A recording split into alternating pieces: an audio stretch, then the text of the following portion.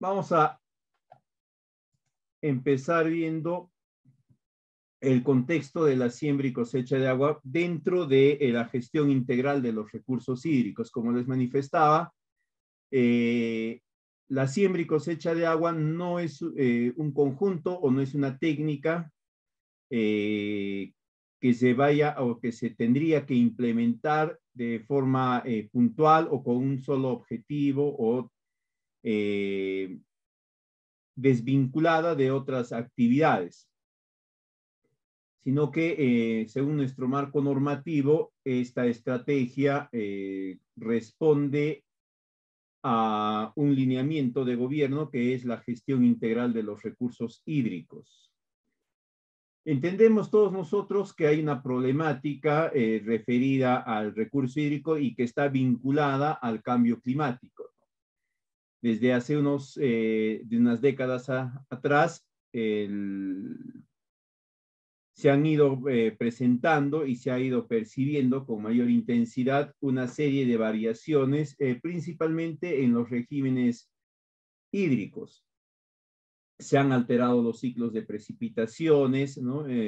O se han acortado en algunos casos, han disminuido los volúmenes de las precipitaciones, se han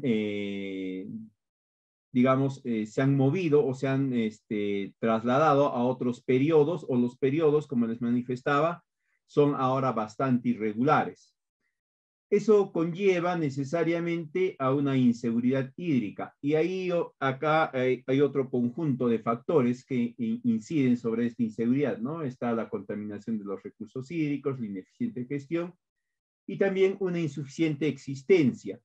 Yo quisiera que ustedes presten atención a estas cuatro causas de la inseguridad hídrica, porque si bien es cierto, no compete totalmente al tema de siembra y cosecha de agua, pero vamos a ver que esta estrategia de siembra y cosecha de agua es parte de un conjunto de respuestas o de un conjunto de lineamientos que ha planteado el Estado para poder ir resolviendo o ir mitigando estas causas, estas cuatro causas que estamos viendo ahorita. Entonces, específicamente referido al cambio climático y la modificación o variación de los patrones de lluvia, estos han incidido también en la inseguridad hídrica. Adicional a eso tenemos pues la contaminación de los recursos hídricos, ¿no? Por una serie de vertimientos no autorizados o en todo caso vertimientos que están por encima de los estándares que se les ha permitido o que incumplen estos estándares. Ahora, esta inseguridad hídrica tiene un efecto inmediato y directo sobre una actividad productiva bastante que congrega una gran cantidad de personas, una gran cantidad de la población en nuestro país, que es la producción agraria, ¿no? Y su incidencia va a ser negativa, va a estar en el orden de una reducción, una disminución tanto de la calidad como también de la cantidad de esta producción. Y esto, en el caso específico de la sierra, sobre todo, va a generar un efecto, a su vez, sobre la población más vulnerable, llevándola a situaciones de mayor pobreza o de agudización de su situación de pobreza. En ese sentido, no solamente esta variación de los regímenes hídricos tiene un efecto sobre la producción, sobre la disponibilidad de alimentos, sino su efecto se traslada y se hace mucho más grande en las poblaciones más vulnerables. Son quienes van a resentir más esta variación, esta reducción de las precipitaciones. Sin embargo, no podemos nosotros dejar de reconocer que nuestro país es uno de los, está entre el cuarto y quinto lugar a nivel mundial de países con mayores reservas de aguas dulces, ¿no? Y ahí, si hacemos una revisión del origen de estas aguas dulces, pues vamos a ver que la mayoría de nuestros ríos, ¿no? De nuestras fuentes de origen de aguas dulces, más o menos un 97.7%, son de origen andino, pero con vertiente hacia el Atlántico. Es decir, parten de la sierra, de la cordillera de los Andes, y se trasladan hacia el oeste del territorio nacional. Perdón, hacia el este. En tanto que el 1.8% de los ríos de origen andino en nuestro país tienen vertiente hacia el Pacífico. Y acá es importante ver esta distribución porcentual del destino de estos ríos andinos, porque vemos que un bajo porcentaje, muy bajo, ¿no? Menos del 2%, va a trasladar volúmenes de agua hacia la región natural que está más habitada o que tiene mayor congregación poblacional urbana, que es la costa, ¿no? Solamente el 1.8% de nuestros ríos atiende a la demanda de agua de la costa. Y obviamente a eso tenemos que sumarle la demanda de agua de otras actividades, ya no de uso poblacional, sino de uso agrícola y demás. Sin embargo, casi el 98% del volumen de agua de origen de agua dulce se va hacia la zona de selva y de ahí sale hacia el Atlántico. Es decir, esta agua discurre a lo largo de territorios donde hay muy poca población, ¿no? La conglomeración de la población es bastante reducida comparativamente hablando con la costa, y también donde la actividad agrícola está menos tecnificada, hay menores áreas conjuntas, podemos encontrar valles interandinos o valles andinos donde hay extensiones bastante importantes, pero son extensiones fragmentadas, extensiones atomizadas, donde es muy difícil implementar una serie de tecnificaciones al proceso productivo, en tanto que en la costa eso es distinto.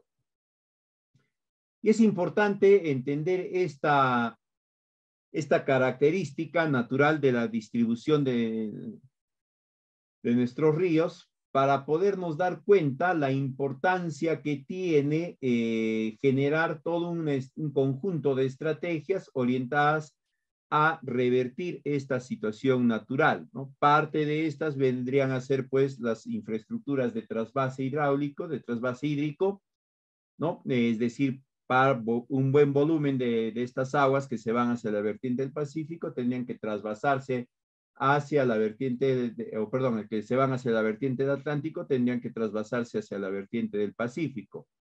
Sin embargo, no debemos de dejar de atender la demanda existente de agua en esta zona de la vertiente del Atlántico. Y obviamente para ello no solamente va a ser suficiente el generar infraestructura de trasvase, sino implementar otro tipo de estrategia que nos permita reunir o que nos permita capitalizar algo más de la disponibilidad de agua dulce que se pueda tener. Si bien es cierto, a nivel mundial, la recomendación de la OMS en términos de disponibilidad o de consumo de agua habitante año está en el orden de 1.700 metros cúbicos, ¿no? Por habitante por año.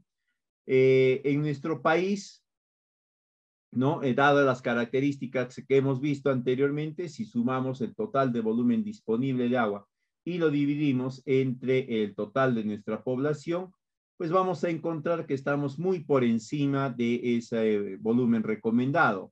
Estamos alrededor de 74,000 metros cúbicos, ¿no? Por persona año, que es casi 70 veces o casi 60 veces el volumen recomendado.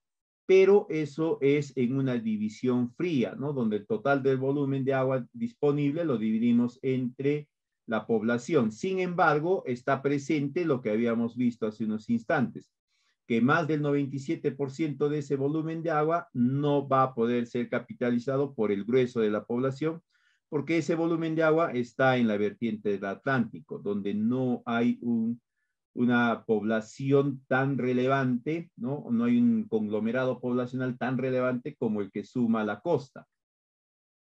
Entonces, este dato es un tanto, no refleja la realidad social, ¿no? Sí refleja un cálculo matemático, un cálculo frío, pero si lo queremos trasladar hacia un aspecto ya más social y concordante con la realidad, pues obviamente no va a ser, no tiene sentido en ese caso, ¿no? Ahora bien, sin embargo, nosotros no podemos dejar de entender, pues, que es importante reconocer esta disponibilidad hídrica que tenemos y empezar a plantear una serie de estrategias, una serie de políticas y lineamientos orientados a capitalizar ese volumen de agua que se tiene disponible y poder ir revirtiendo poco a poco la falta del mismo en cuanto a la atención de la demanda poblacional, la demanda agrícola y otras más. Considerando sobre todo que para el año 2050, según las proyecciones actuales, la población a nivel nacional va a llegar a los 43 millones aproximadamente, ¿no? Se estima que va a estar entre 42.800.000 y 42.900.000. Cifras más, cifras menos, estamos bastante cerca a los 43 millones. Y como se entiende, para ese momento, para esos 25 años, se tendría que generar todo un conjunto de infraestructura apropiada que nos permita capitalizar este volumen de agua que se tiene, sin considerar, ¿no? Sin considerar un volumen de agua que se podría captar adicionalmente y que es parte de la estrategia o del enfoque de la siembra y cosecha de agua. Lo que cuando hablamos de trasvases, de afianzamiento hídrico, de generación de infraestructura hidráulica o infraestructura de riego para capitalizar o hacer más eficiente la gestión de los volúmenes hídricos presentes, hablamos básicamente de un enfoque de gestión de cauces. Sin embargo, tenemos que ver también un enfoque de gestión de siembra y agua, de siembra y cosecha de agua. Ahora, está por demás recordar pues la importancia del ciclo hidrológico dentro del contexto de la gestión del agua en nuestro país. Más allá de la importancia para el sostenimiento de cualquier forma de vida o de la gran mayoría de formas de vida en nuestro país, ¿no? También es importante recordar que hasta el momento no hemos podido desarrollar el ser humano con todo su nivel de tecnificación, etcétera, no ha podido generar una tecnología que le permita producir un cultivo sin la necesidad de la incorporación del recurso hídrico, ¿no? Se han logrado avances importantes en lo que es la producción agrícola sin necesidad de contar con sustrato, con suelo, ¿no? Ahí está la aeroponía, la hidroponía, pero no se puede generar una técnica que nos permita producir un cultivo sin el concurso del recurso hídrico. Por la misma naturaleza de los organismos, ¿no? Porque la gran mayoría de ellos están formados por agua, más del 70% del peso vivo del ser humano es agua. Y en muchos otros organismos en nuestro planeta sucede lo mismo. Ahora, si reparamos en el gráfico que estamos viendo, nos vamos a dar cuenta que estas aguas dulces, que son las que se van a poder utilizar en diferentes actividades, no solamente de demanda poblacional, sino de demanda agrícola, etcétera, tienen su origen en las precipitaciones y en los depósitos de hielo y nieve que luego de los procesos de evaporación, de escorrentía, se van a concentrar en cuerpos de agua, ¿no? Que pueden ser lagos, lagunas, ríos, riachuelos, manantiales, etcétera. Y es ahí donde tenemos nosotros que prestar atención en el punto de origen de estos volúmenes de agua dulce. no tanto en lo que podemos hacer nosotros acá ya en el flujo de las mismas, que puede ser a nivel subterráneo o a nivel superficial, porque ahí ya lo que tenemos es un volumen captado, un volumen que se ha concentrado y que está disponible. Sin embargo, y esto es parte del enfoque de la gestión de siembra y cosecha de agua, tenemos que darnos cuenta que producto de estas precipitaciones principalmente ha habido un volumen importante de agua que no ha podido ser captada, no ha podido ser almacenada dentro de los depósitos de agua dulce, porque se han perdido por procesos de infiltración o simplemente no han sido utilizados, ¿no? Es decir, han formado parte del caudal del río y no se han podido emplear porque en ese periodo de precipitaciones había agua en cantidad apropiada, en cantidad suficiente, y no se han generado estrategias para poderlas contener o poderlas almacenar. Aparte de las estrategias que se puedan haber generado de captación o de agenciamiento hídrico, ¿no? Embalsamiento de lagunas, de lagos y demás. Ahora, este ciclo hidrológico, ¿no? que tiene su importancia en el punto de origen de las concentraciones de agua dulce, se va a desarrollar dentro de unidades territoriales de formación natural, que son las cuencas o subcuencas hidrográficas. Y en ese sentido tenemos que entender nosotros la complejidad que debemos de considerar para poder gestionar el recurso hídrico, ¿no? Orientándolo a satisfacer las necesidades de la población en todos sus sentidos, desde sus actividades cotidianas hasta sus distintas actividades productivas, desde las básicas como la agricultura hasta algunas más complejas como la transformación, la agroindustria, etc. Entonces, este ciclo hidrológico va a tener unas características particulares en tanto lo contemplemos desde su desarrollo dentro de estas unidades hidrográficas, ¿no? Es decir, dentro de las cuencas hidrográficas, cuencas, subcuencas, microcuencas. Porque si nos damos cuenta en este mapa, ¿no? Esta línea roja delimita una unidad hidrográfica que puede ser una cuenca. Digamos que por acá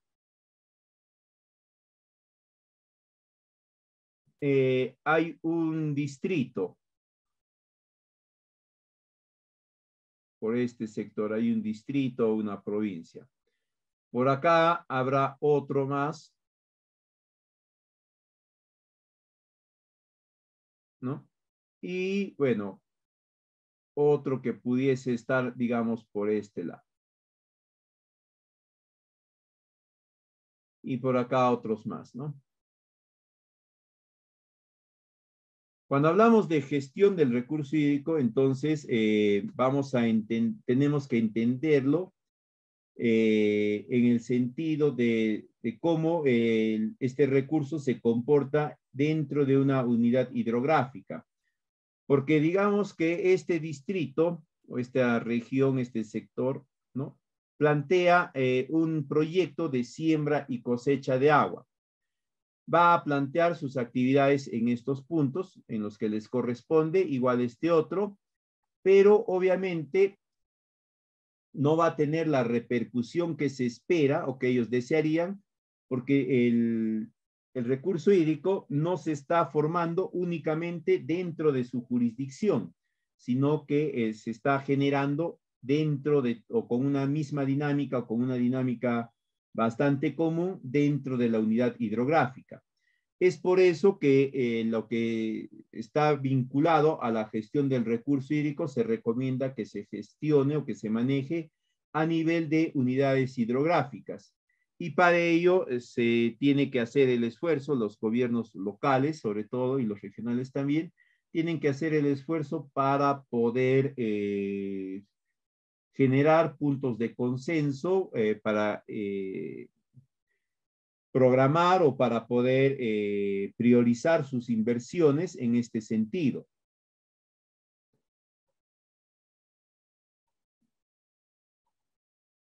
Ahora, dentro de lo que es la gestión de los recursos hídricos, en nuestro caso, en el caso del Perú, se han establecido algunas acciones estratégicas que se tienen que desarrollar para preservar este recurso. El primero está referido a la remediación de pasivos ambientales a nivel nacional. Esto con la finalidad de detener, ¿no? En primer lugar, detener los procesos de contaminación de los ecosistemas, y parte de este ecosistema va a ser el recurso hídrico. Entonces, al remediar estos pasivos ambientales, se entiende que lentamente se va a ir reponiendo cierto nivel, cierta calidad a algunos cuerpos de agua que están contaminados. Pero no basta solamente con remediar estos pasivos, sino también inmediatamente el Estado entiende que se deben de iniciar actividades de descontaminación. Una vez que se han iniciado los procesos de remediación, no se puede dejar que esta remediación o esta recuperación de ciertos niveles de calidad se alcancen de manera natural, ¿no? Porque esto va a demorar demasiado. Y hay una demanda creciente de agua por parte de la población. Entonces, ahí se plantea el otro lineamiento estratégico, que es una serie de intervenciones orientadas a la descontaminación de los cuerpos naturales de agua para poder acelerar la recuperación de su calidad, ¿no? Y que vuelvan a estar disponibles para, si no es el consumo humano, el desarrollo de alguna actividad productiva. Pero no va a bastar eso, porque ahí estaríamos hablando únicamente de contar con los volúmenes de agua que se puedan captar de forma natural. Se entiende que se debería de desplegar un esfuerzo adicional, ¿no? A partir de la inversión del Estado en generar infraestructura que nos permita afianzar hídricamente las cuencas hidrográficas, ¿no? Que es la tercera estrategia en torno a la gestión de los recursos hídricos. En esta estrategia lo que se plantea es desarrollar un conjunto de inversiones orientados a contener y gestionar de mejor forma, de una forma más eficiente, una cantidad importante de agua que se va a ir almacenando o que se va a ir generando, ¿no? Después de eso viene otra estrategia que es la reforestación masiva en cabeceras de cuenca. Esto ya está orientado a ir mejorando el ecosistema, ir reduciendo acciones de erosión sobre el recurso suelo, porque como sabemos, en una buena extensión de áreas se ha reducido la superficie forestal, la cobertura verde de muchas zonas de las cuencas altas se han perdido, y al no existir esta cobertura, lo que se ha generado es un proceso más acelerado de erosión del suelo. Entonces es importante también limitar esto. Otra estrategia es mejorar la eficiencia de uso de agua en los distintos sectores económicos. Y acá lo que vamos a encontrar son el conjunto de proyectos, vamos a irlo explicando en este sentido. Acá están todos los proyectos de remediación ambiental, ¿no? Acá están todos los proyectos de remediación ambiental. En esta parte de descontaminación están todos los proyectos también de descontaminación de los cuerpos naturales. En este de afianzamiento hídrico están los proyectos de infraestructura de riego, y también acá van a aparecer los proyectos de siembra y cosecha de agua. En esto de reforestación están todos los proyectos de forestación y de reforestación. En la mejora de la eficiencia del uso de agua en los distintos sectores económicos vamos a encontrar principalmente los proyectos de saneamiento. También vamos a encontrar los proyectos de riego tecnificado. Y en tratamiento y reutilización del agua vamos a encontrar todos los proyectos de plantas de tratamiento de aguas residuales. Más o menos es como el Estado viene enfocando la interacción de los distintos proyectos sectoriales con lo que es la gestión integral de los recursos hídricos. Ahora, como se entiende, estos no van a poder capitalizarse o no van a tener el efecto que se desea, que se espera, si están interactuando de forma aislada, es decir, no se va a lograr casi nada implementando solo proyectos de remediación ambiental. Se tiene que generar también proyectos de infraestructura de riego, ¿no? El afianzamiento hídrico. Se tiene que generar también proyectos de saneamiento para una mejor utilización del recurso hídrico. Igualmente, se tienen que generar proyectos de riego tecnificado para una eficiencia mayor de la aplicación de agua en las unidades parcelarias. Y en este sentido se va a poder gestionar de una forma más eficiente el recurso hídrico al optimizar el uso o primero la captación y el almacenamiento, ¿no? Se va a incrementar el volumen disponible. Y al hacer más eficiente el uso, se va a poder ampliar la población beneficiaria con los volúmenes que se vayan captando. En ese sentido es que va a entrar a tallar lo que es la siembra y cosecha de agua.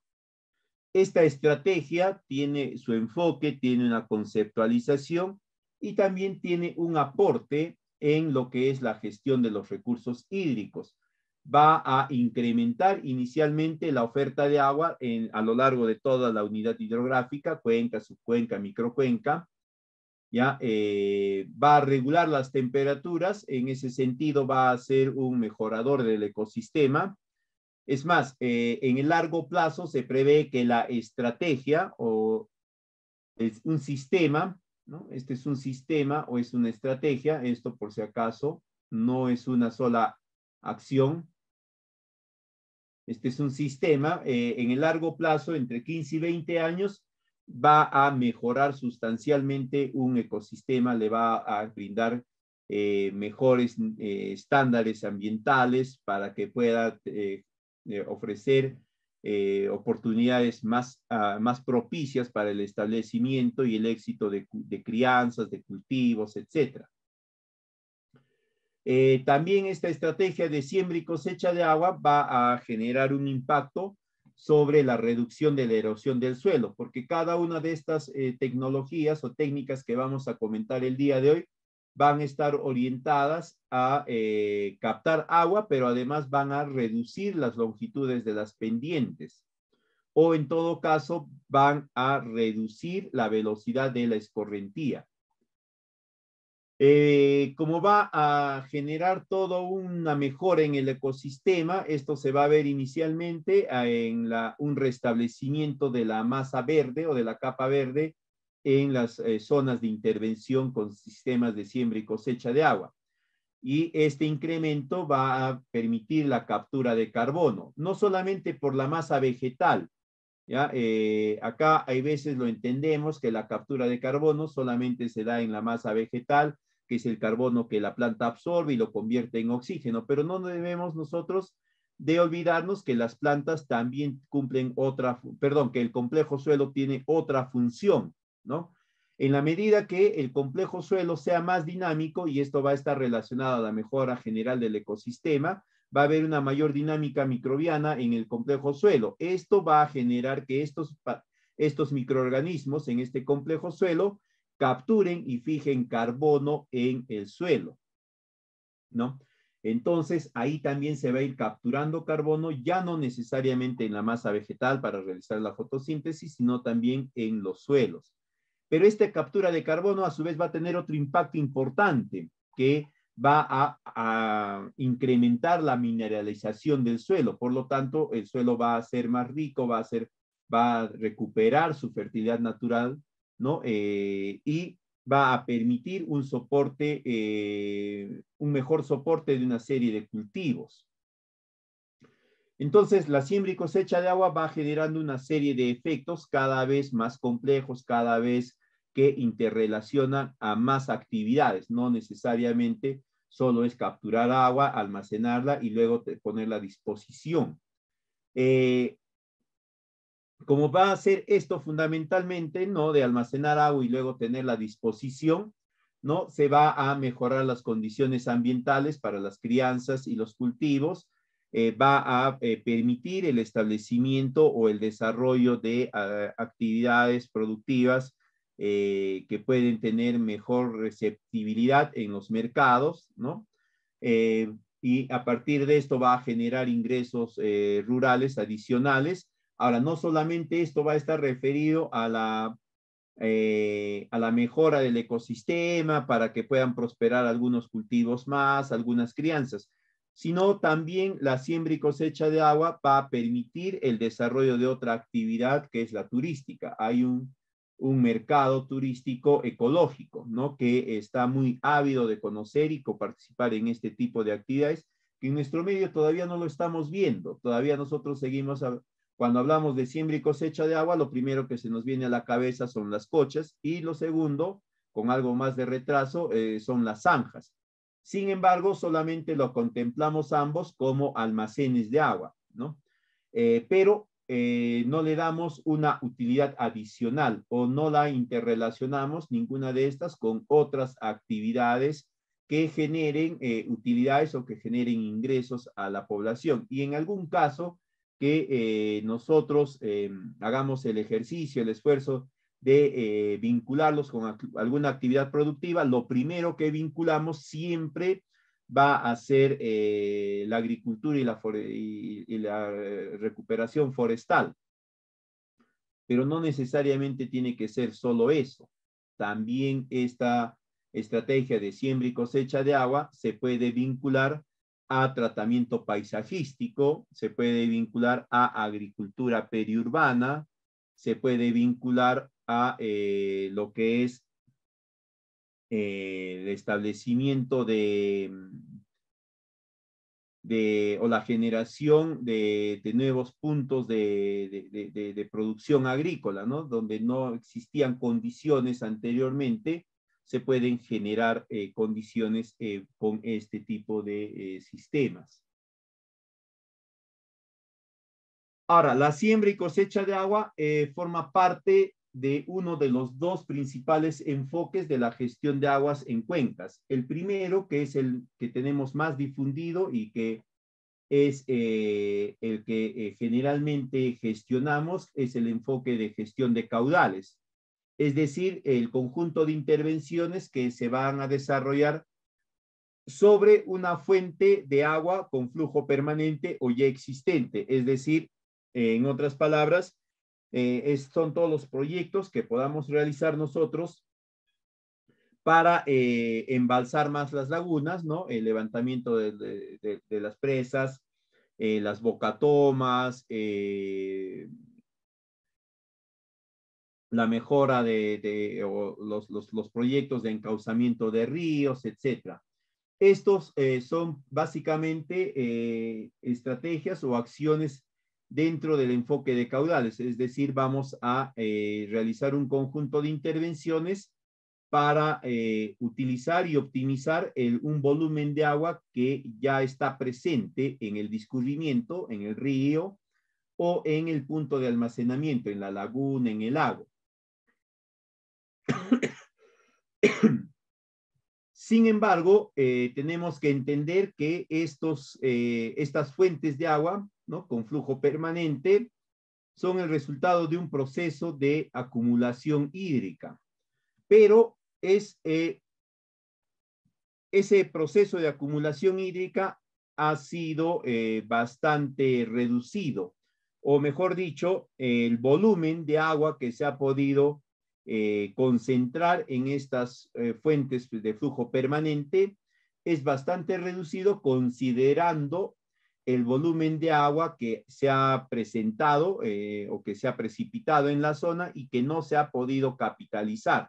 Por ejemplo, en esta imagen, ¿no? Que es un diagrama de una microcuenca, si cae una precipitación, pues la precipitación no va a caer únicamente en este punto, ¿no? La lluvia no va a decir, no, acá está la laguna y yo solamente caigo acá y no caigo en el resto de las zonas, sino que la precipitación se distribuye.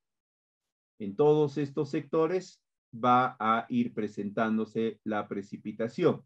pero en estos flujos permanentes que ya existen, ríos, lagunas, lagos, etcétera, lo que se va a poder capturar es lo circundante a ellos nada más, ¿no? Lo que circunda y que por aspectos de relieve puede devenir hacia estos puntos, ¿no? Las quebradas, las pendientes, etcétera, van a facilitar la escorrentía de agua de ciertos puntos hacia la laguna, hacia el río, etcétera. Pero como entendemos, en este gráfico, en este diagrama, va a haber un área bastante grande donde también ha caído la precipitación, pero que se ha perdido por infiltración y principalmente por escorrentía. Y ahí es donde va a aparecer el segundo enfoque de la gestión de agua en cuencas, que es el enfoque de siembra y cosecha de agua.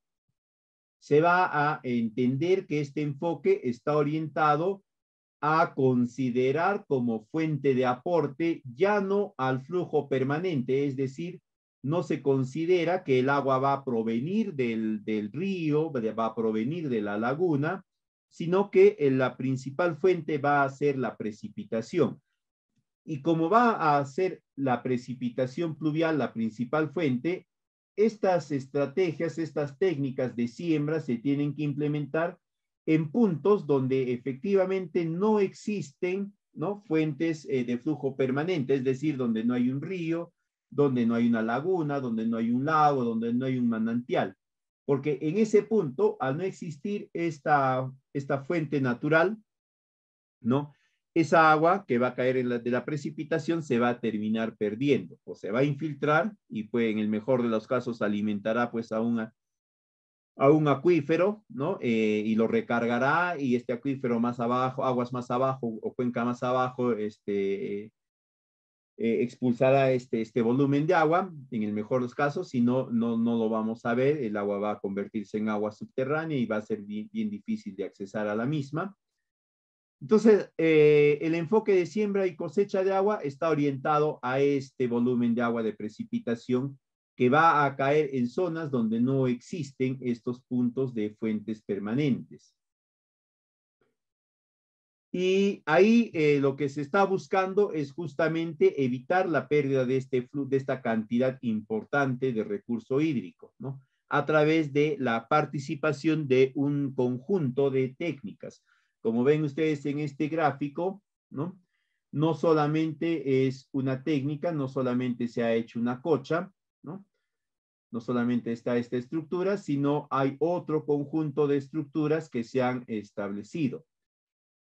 Y exactamente eso es lo que va a ser un sistema de siembra y cosecha de agua. Va a ser un conjunto de técnicas que se van a implementar para poder capturar el mayor volumen posible de agua de las precipitaciones en una unidad hidrográfica previamente estudiada, previamente analizada. No es un conjunto de técnicas dispuestas o generadas al azar, o porque había dinero y ahí se vio una hondonada y ahí se puso una cocha y etcétera, sino que va a responder siempre a un conjunto de actividades de análisis, de síntesis y de determinación de mejores propuestas. La diferencia principal entre estos dos enfoques, el enfoque convencional de gestión de cauces y el enfoque de siembra y cosecha de agua, es que el primero va a intervenir sobre flujos ya existentes, ríos, manantiales, lagunas, lagos, etcétera, ¿no? También podría ser sobre flujos subterráneos, pero cualquiera que sea el caso, la gestión de caudales va a intervenir sobre flujos ya existentes. En cambio, la siembra y cosecha de agua va a intervenir sobre zonas donde no existe un flujo, ¿no?, donde no hay todavía una infraestructura, donde no hay ningún tipo de acondicionamiento que permita la captura de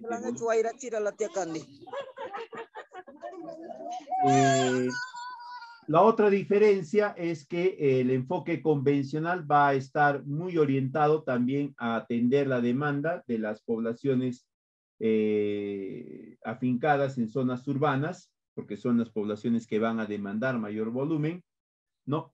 Y en tanto que la siembra y cosecha de agua va a atender la demanda de poblaciones más ubicadas en zonas rurales, que tienen necesidad también de agua, pero o en determinados momentos en mayores volúmenes y no necesariamente para el consumo, sino para el sostenimiento de sus actividades productivas.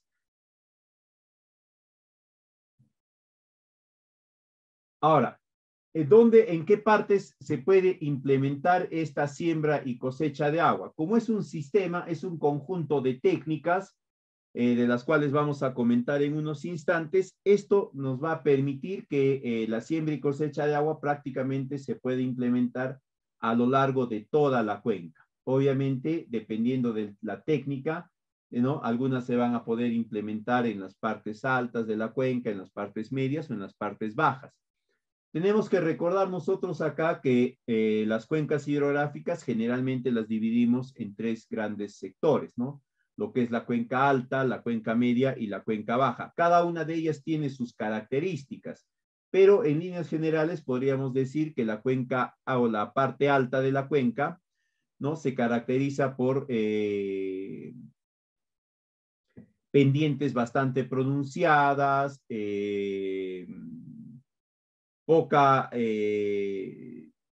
altos volúmenes de precipitación, presencia de altos niveles de radiación solar, condiciones ambientales o condiciones medioambientales extremas que impiden o que dificultan el éxito de la gran mayoría de actividades productivas, ¿no? Casi ningún cultivo prospera sobre los 4.000 metros por las intensas heladas, sequías prolongadas, altos niveles de radiación solar, etcétera. Pero que, como les manifestaba, es la zona donde también se van a encontrar precipitaciones pluviales más intensas, más fuertes y también por periodos más prolongados. Luego tenemos la cuenca media, que es, bueno, la cuenca alta también es el punto de origen de la mayoría de fuentes naturales de agua, ¿no? Los ríos, riachuelos, las lagunas, etcétera. En la cuenca media vamos a encontrar todavía una distribución del relieve con cierta pendiente, pero ya no es tan pronunciada como en la parte alta de la cuenca. Pero en esta parte de la cuenca media ya encontramos grupos poblacionales. Y como hay grupos poblacionales que están afincados, estos van a desarrollar actividades productivas primarias, principalmente la agricultura y la ganadería. En cuanto a sus regímenes de precipitación, en esta zona también se presentan todavía precipitaciones. No son tan abundantes, no implican caudales tan altos como los de la cuenca alta. Sin embargo, se presentan también estas precipitaciones, ¿no? Pero en este punto ya estas precipitaciones, como no hay tanto desnivel, no hay tanta pendiente, tienen un discurrimiento algo más lento. Por lo tanto, se van a perder también principalmente por procesos de infiltración. Y finalmente tenemos la parte baja de la cuenca, que se caracteriza por congregar por lo general a un grupo poblacional bastante numeroso. También se caracteriza porque en estas zonas la actividad productiva no necesariamente, más importante, no necesariamente tiene que ser la agrícola. La principal demanda de agua es para la satisfacción del uso poblacional. En cuanto al relieve, la pendiente es menos pronunciada, en algunos puntos incluso ya no hay pendiente, y en lo referente a los regímenes de precipitación, en este punto ya no hay mucha precipitación, y en algunas cuencas bajas incluso ya no hay nada de precipitación. Ahora,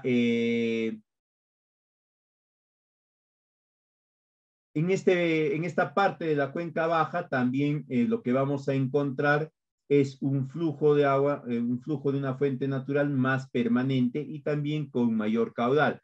Esto va a permitir que la población se afinque alrededor de ella y genere actividades que como les manifestaba, no necesariamente tienen que ser orientadas a la producción primaria, es decir, a la agricultura. Si bien es cierto, hemos hablado de la distribución la distribución de la cuenca en estos tres sectores, cuenca alta, media y baja, y en cada una de sus características. Y hay veces cuando hablamos en ese sentido y mencionamos el tema de siembra y cosecha de agua, relacionamos estas estrategias de siembra y cosecha de agua principalmente con actividades que podemos desarrollar en las cuencas altas y en algunos casos en las cuencas medias. Pero ya entendemos o tenemos esa predisposición a considerar que en las cuencas bajas, en la parte baja de la cuenca, no se puede o es muy difícil implementar alguna estrategia de siembra y cosecha de agua.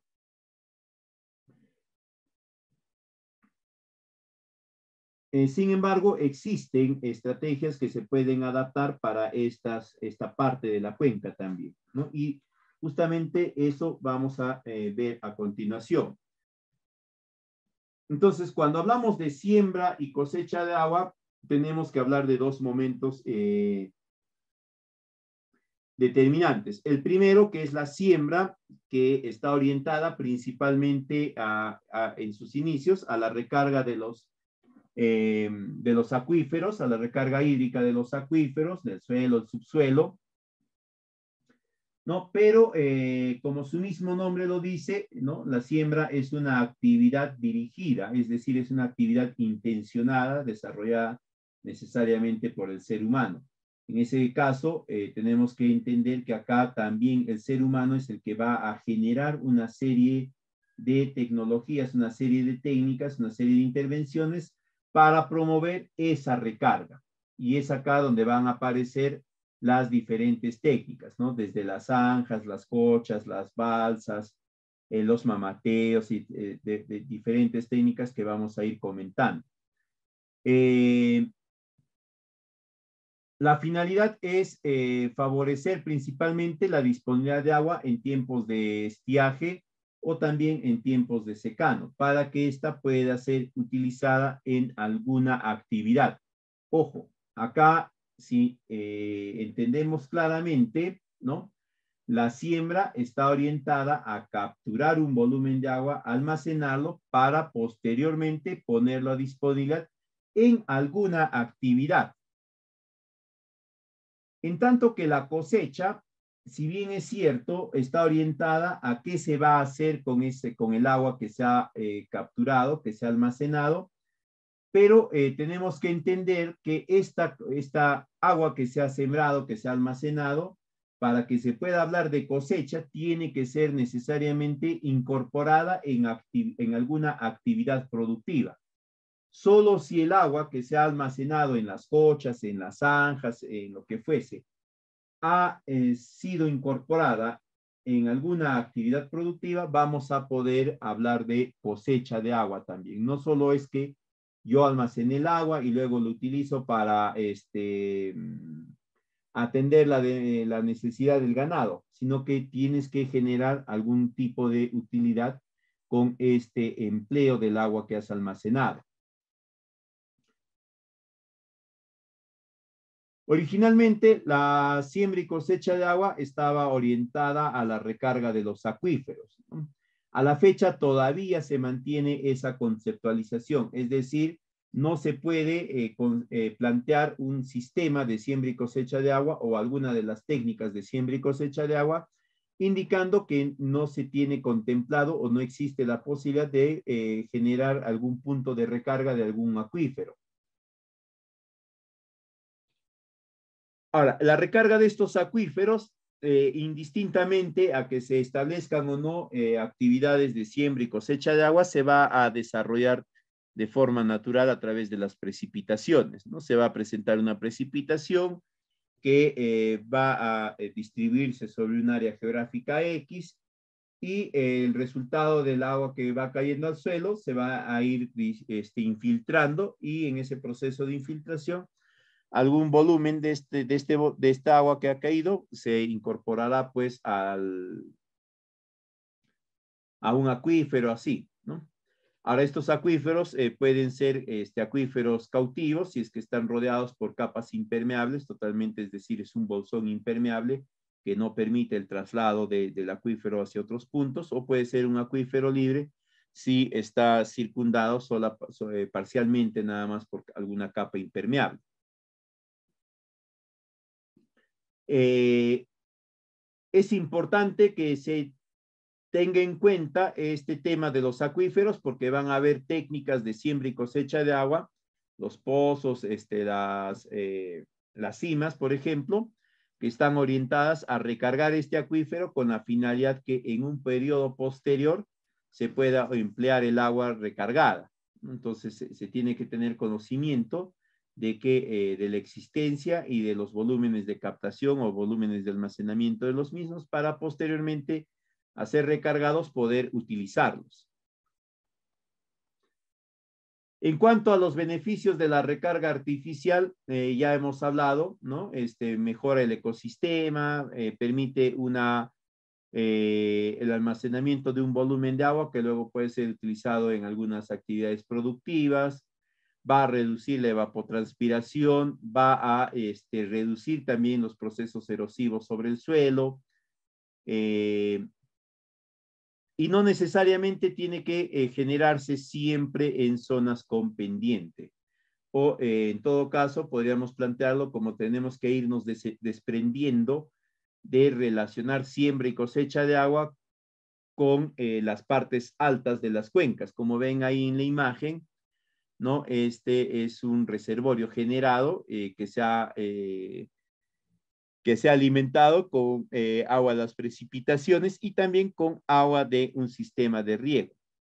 Ha servido para almacenar un volumen importante que luego va a ser trasladado a atender las demandas, en este caso de esta finca. Pero no es la única estrategia que se ha planteado en la misma, sino que más o menos por este punto, por donde está esta línea, hay un sistema denominado balsas que traslada otro volumen de agua de una parte que estaba más hacia el sur y que generaba una provisión de agua también importante, que también se puede utilizar este sistema, esta técnica de balsas para zonas donde hay poca pendiente. Bien, ya hemos comentado el enfoque. Vamos a hablar sobre algunas técnicas de siembra y cosecha de agua. Van a disculpar, acá se ha movido esto. Un ratito.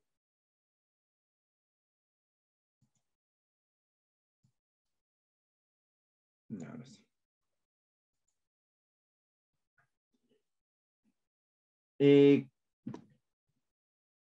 El sistema de siembra y cosecha de agua comprende una serie de técnicas, una serie de tecnologías.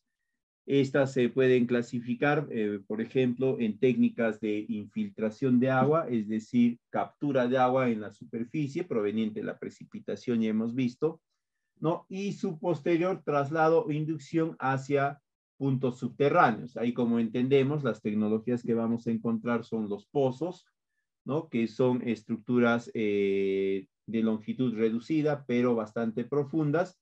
Dentro de estos vamos a encontrar los pozos de recarga profunda que están orientados a recargar acuíferos cautivos muchas veces, o la gran mayoría de veces. También vamos a encontrar pozos de recarga someros que van a alimentar o van a recargar acuíferos libres.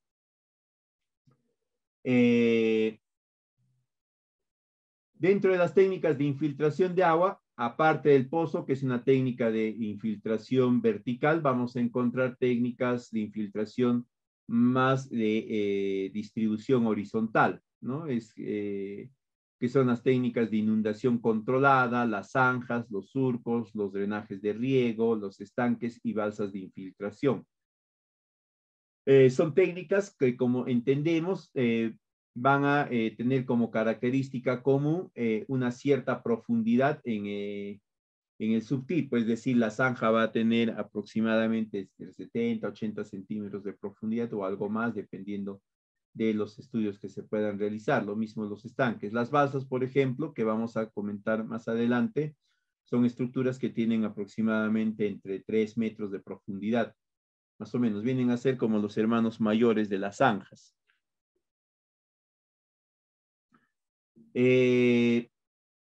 Luego tenemos técnicas de intercepción de agua, es decir, vamos a desarrollar técnicas que están orientadas a retener flujos, ¿no? Ahí tenemos en primera instancia todas las tecnologías de captación de agua, donde están las barreras que sobresalen de la superficie. Dentro de estas vamos a encontrar las famosas cochas, acá también vamos a encontrar los diques, ¿no? En estas barreras, en estas técnicas de captación vamos a encontrar las cochas y los diques.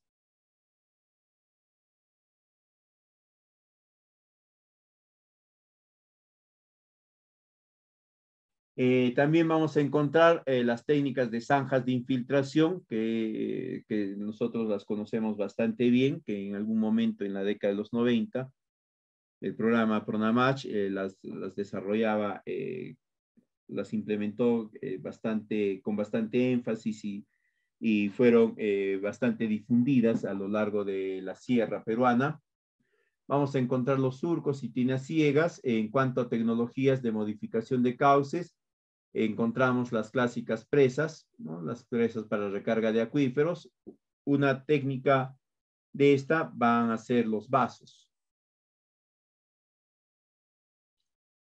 ¿no? Una técnica de esta van a ser los vasos, las presas superficiales, presas de almacenamiento de arena y otras técnicas de ampliación de los cauces. En cuanto a la forma de recarga, podemos encontrar técnicas superficiales que se van a generar en los cauces, ¿ya? Y estas técnicas superficiales en cauces se pueden trasladar tranquilamente hacia espacios territoriales de las cuencas bajas. Dentro de estas vamos a encontrar los serpenteros y las represas. Vamos a ver también la escarificación y los vasos permeables. Son técnicas que se pueden implementar a nivel de flujos permanentes de caudales bastante grandes, ¿no? Y que nos pueden permitir optimizar parte del volumen de agua que se va a presentar en estos flujos en épocas de riego, perdón, en épocas de precipitación. También tenemos técnicas superficiales fuera de cauces, es decir, ya no orientadas a intervenir directamente sobre un flujo, sino sobre puntos donde no hay estos flujos, es decir, donde no hay ríos, riachuelos, ¿no? Y ahí vamos a encontrar las balsas, las fosas, los canales, que vienen a ser las estructuras generadas dentro de los proyectos de infraestructura de riego, los campos de extensión. En técnicas de profundidad vamos a encontrar los sondeos de inyección, las cimas y dolinas, que son una especie de pozos que se han generado de forma natural por procesos de erosión de ciertos horizontes del suelo y que han generado una especie de pozos naturales, ¿no? Son de formación irregular en ese sentido. Y vamos a tener también los pozos, los drenes y galerías, las zanjas y los sondeos. Siempre que hablemos de siembra y cosecha de agua, vamos a estar hablando sobre un conjunto de estas actividades. No vamos a hablar sobre siembra y cosecha de agua si solamente consideramos una de estas actividades, sino que tenemos que tener en cuenta la participación de varias de estas, ¿no? Es decir, no solamente vamos a generar cochas y vamos a poder decir que se está desarrollando un programa de siembra y cosecha de agua, sino que tendría que ir complementado con zanjas, con vasos, con actividades de reforestación y demás.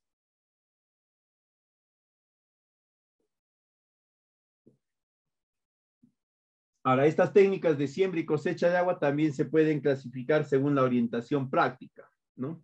Y ahí vamos a encontrar prácticas mecánico-culturales, si estamos hablando de zanjas o acequias de terrazas de formación lenta, también son prácticas mecánico-estructurales, y los diques. En cuanto a prácticas vegetativas, estaríamos hablando de la reforestación con especies de bajo consumo de agua, manejo de conservación de pastos naturales, clausura de praderas, que a la fecha se ha dejado de realizar en nuestro país, ¿no? Agroforestería, silvopasturas, asociación de cultivos, En prácticas agronómicas, surcos en contorno y manejo de abonos orgánicos, o lo que se entiende también ahora como la recuperación biológica de los suelos, ¿no?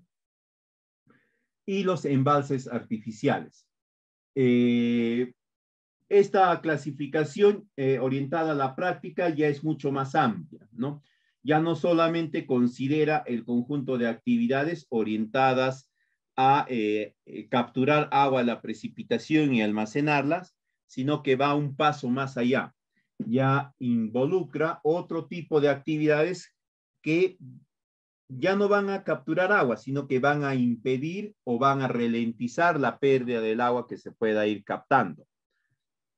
Es decir, la siembra y cosecha de agua va a tener técnicas de corto plazo, ¿no? Técnicas que te va a permitir capturar agua y empezar a mejorar el ecosistema en 1 año, 2, 3 años, técnicas de mediano y técnicas de largo plazo.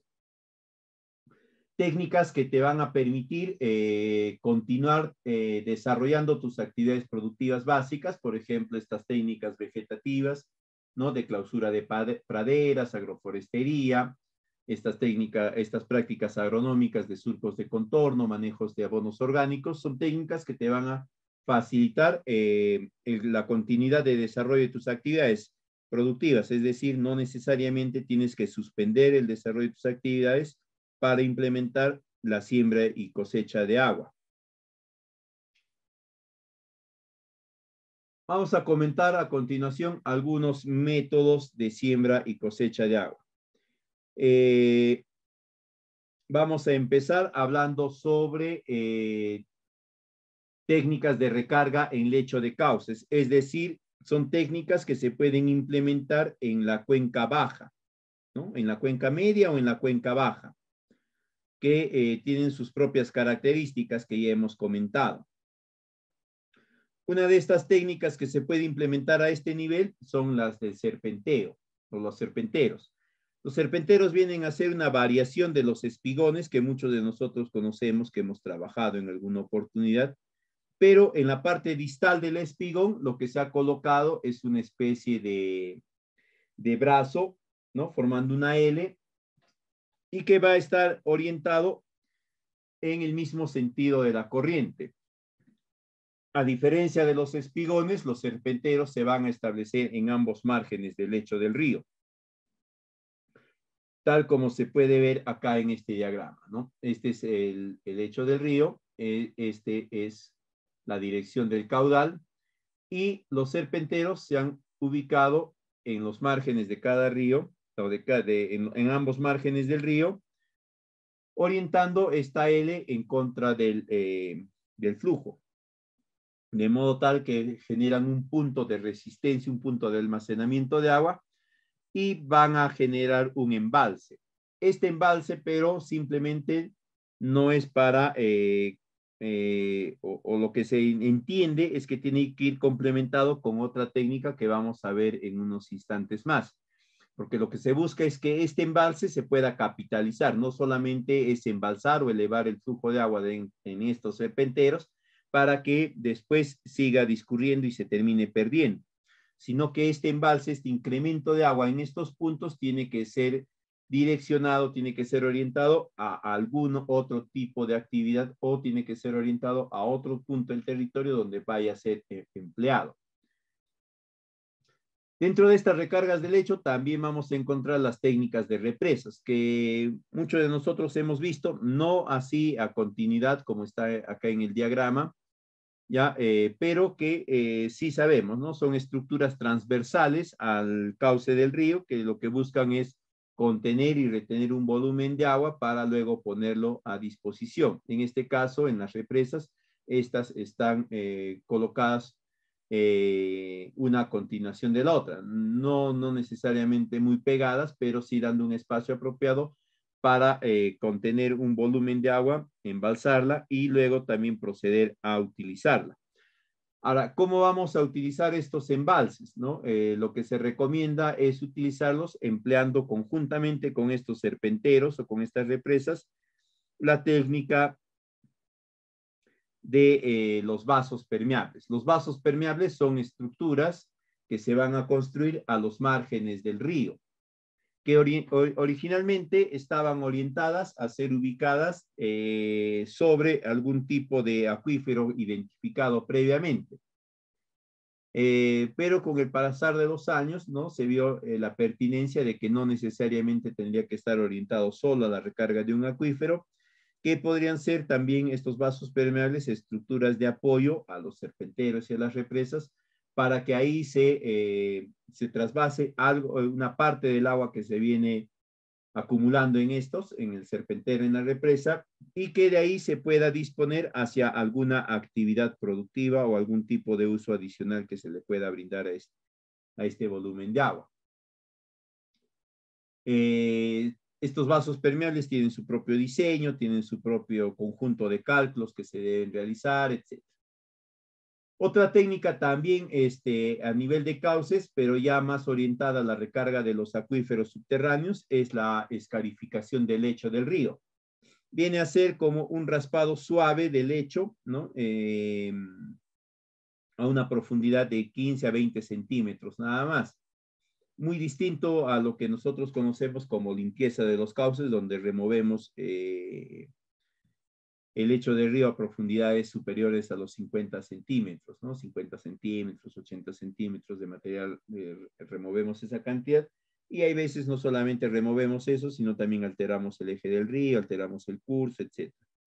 O disminuimos tanto el talud que terminamos, el lecho del río termina muy por debajo de la base de la bocatoma. Otra técnica orientada principalmente a la recarga de acuíferos es el recargue a través de pozos, ¿no? Todos conocemos los pozos, en algún momento hemos tomado conocimiento de los mismos. Generalmente se utilizan para extraer agua de un acuífero previamente identificado, pero en este caso de siembra y cosecha de agua, el pozo es principalmente para recargar el acuífero. El pozo, como sabemos, es un túnel vertical, ¿no? De orientación vertical, reducido, que su profundidad varía dependiendo del punto que se desea alcanzar, ¿no? Y que, que para ser usado como técnica de siembra y cosecha de agua, tiene necesariamente que estar orientado a recargar un acuífero. De ahí tenemos una variante de esta recarga de pozos, ¿no? De pozos artificiales, pero que se ha unido con lo que son la infraestructura hídrica, la infraestructura hidráulica de canales de riego. Como sabemos nosotros, los canales de riego en épocas de lluvia cumplen una función principalmente como desaguaderos de las precipitaciones, ¿no? Porque en esa época de precipitaciones altas ya no se utiliza el canal de riego para trasladar agua para atender la demanda hídrica de los cultivos, porque esta viene siendo atendida por la lluvia. Pero los canales de riego siguen operando y van a operar para trasladar o para extraer volúmenes de agua provenientes de las precipitaciones. Sirven en ese sentido como un sistema de desagüe de estas aguas de la precipitación. Ahora, como entendemos también nosotros, este volumen de agua que va a ser trasladado por estos canales de riego en épocas de precipitación, pues no se va a poder distribuir en ninguno de los predios, porque estos vienen siendo atendidos en función a la precipitación. Y lo que generalmente sucede es que el agua que está discurriendo por estos canales en estas épocas se termina perdiendo. Lo que se plantea con este empalme entre canales en ladera e inyección en dolinas es que parte de este volumen de agua que está discurriendo por los canales en estas épocas de precipitación sean trasladados e inyectados en las cimas, es decir, en los pozos naturales que existen,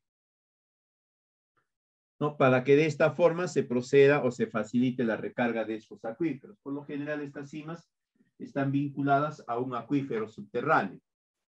Entonces, lo que se ha planteado y se viene desarrollando en algunos países, sobre todo en la latitud sur, es que estos canales se empalmen con estas cimas a través de un conjunto de tuberías o en todo caso a través de unos canales más básicos que se han desarrollado y se proceda a recargar los acuíferos. Otra técnica que se ha empleado bastante es el de las zanjas de infiltración.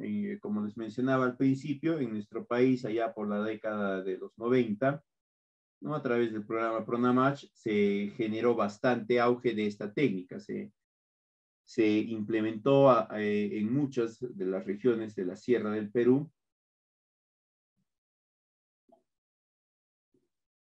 Y su orientación principalmente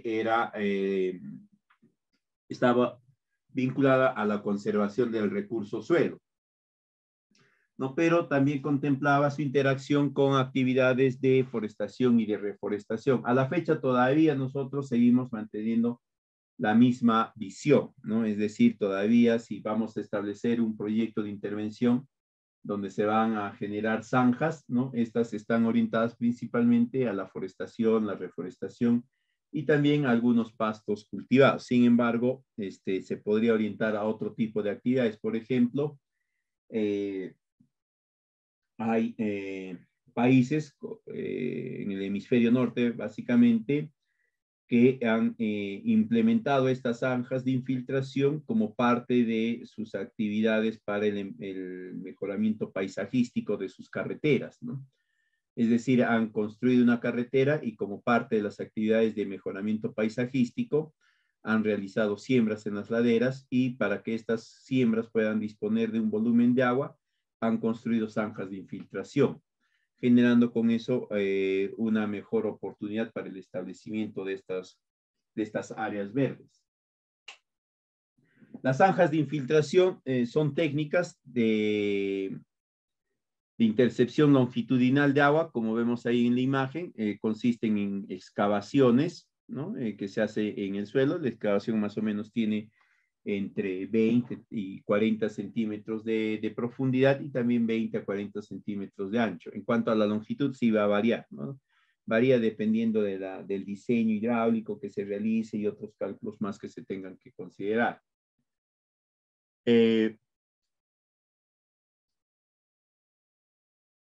Por lo general, estas zanjas de infiltración se van a establecer en zonas donde no existen sistemas de riego, es decir, donde no hay canales, donde no hay ningún otro tipo de sistema de traslado de agua. Pueden ser también zanjas de infiltración en ladera, ¿no? Que como les manifestaba, en nuestro caso se vinculan generalmente a actividades de forestación, de reforestación y también algo de siembra y mantenimiento de pastos. Hay otra técnica que es la del mamanteo, que también se conoce como amuna. Es una técnica bastante común en la zona sur, en nuestra zona sur y en la zona sur del continente. Básicamente es una derivación de agua de un río, de una quebrada o también de un canal, ¿no? A un punto en el cual se ha identificado que existe que está vinculado a un acuífero, ¿no? Vendría a ser como una variación de lo que hemos visto, los canales en laderas con las cimas, ¿no? Lo que hablamos hace unos instantes, pero acá no se va a generar un punto único de inyección de agua para recargar el acuífero, sino que se va a dejar que este discurra, ¿no? Que este se acumule en una depresión que previamente se ha identificado que está vinculada a un acuífero y a través de la infiltración va a ir recargando el acuífero. También tenemos las terrazas, que son estructuras que se van a instalar en las pendientes, ¿no? En cuanto a su forma, esta es un terraplén plano, semiplano, que va a ser construido específicamente para poder soportar algún tipo de producción agrícola, algún tipo de cultivo. Tiene una característica principal que es que hay, además de generar un punto de captura de agua, un punto de cosecha de agua, también está muy vinculado a la producción agrícola.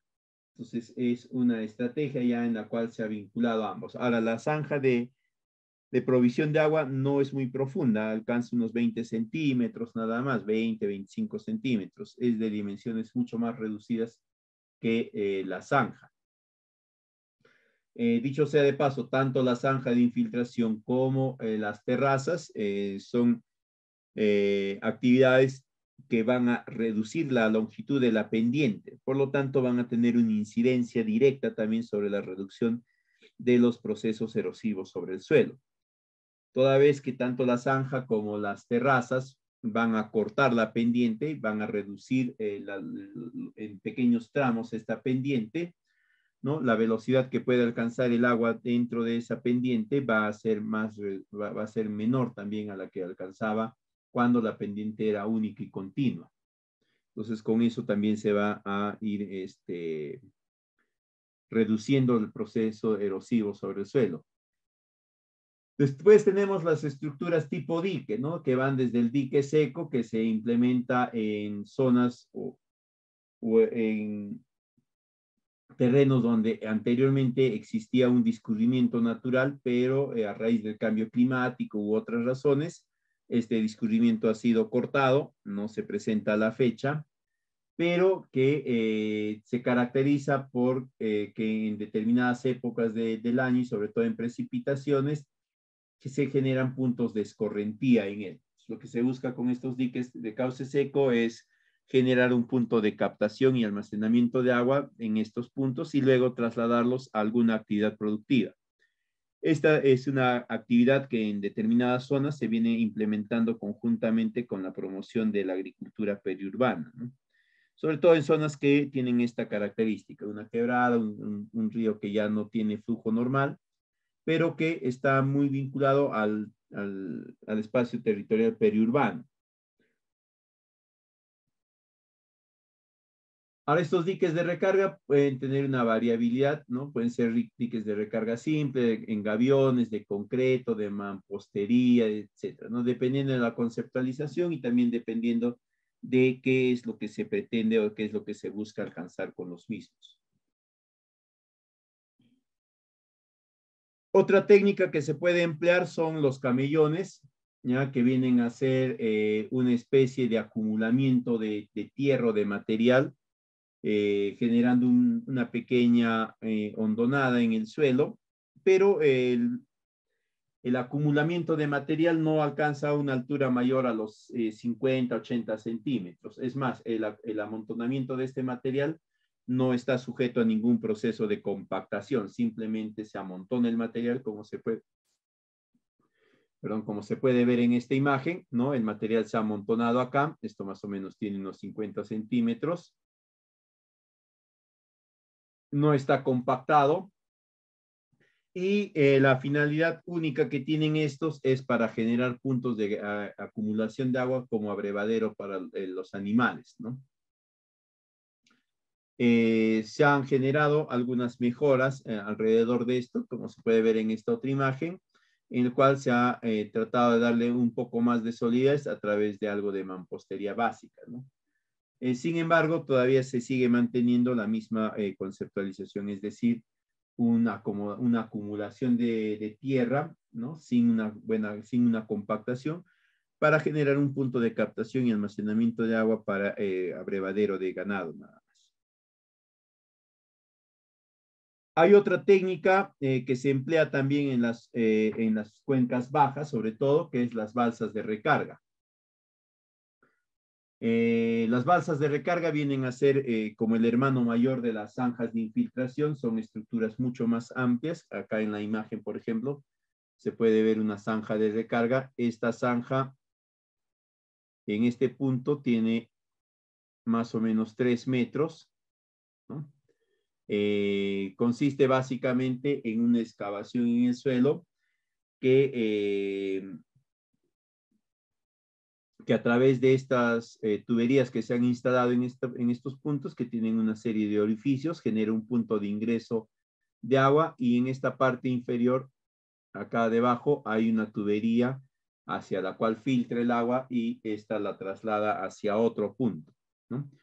Se caracterizan básicamente por tener una gran capacidad de almacenamiento y de transporte de agua, no tienen una orientación netamente de complementación con algún tipo de beneficio a las áreas verdes. Como ven ahí en imagen, no se ha generado ningún tipo de siembra alrededor del mismo, ¿ya? Es algo más distinto en ese sentido a las zanjas, ¿no? En tanto que la zanja sí está vinculada a un área verde, se busca que el agua contenida en la zanja pueda proveer de agua al, a un crecimiento vegetal, ¿no? Acá en las balsas de recarga no necesariamente se busca esto. Y por último tenemos las cochas, ¿no? Las cochas son una de las técnicas de siembra y cosecha de agua. Son pequeños estanques o depósitos naturales o artificiales en los cuales se va a almacenar agua. Se caracterizan por estar ubicados en depresiones naturales seguidas de un angoste de la salida, ¿no? Que es donde se va a establecer el dique. Originalmente las cochas estaban orientadas a facilitar la recarga de los acuíferos, pero ya en estudios posteriores y a través de una serie de esfuerzos adicionales se ha generado también todo un programa mediante el cual las cochas pueden ser empleadas en otro tipo de actividades, ¿no? Básicamente productivas.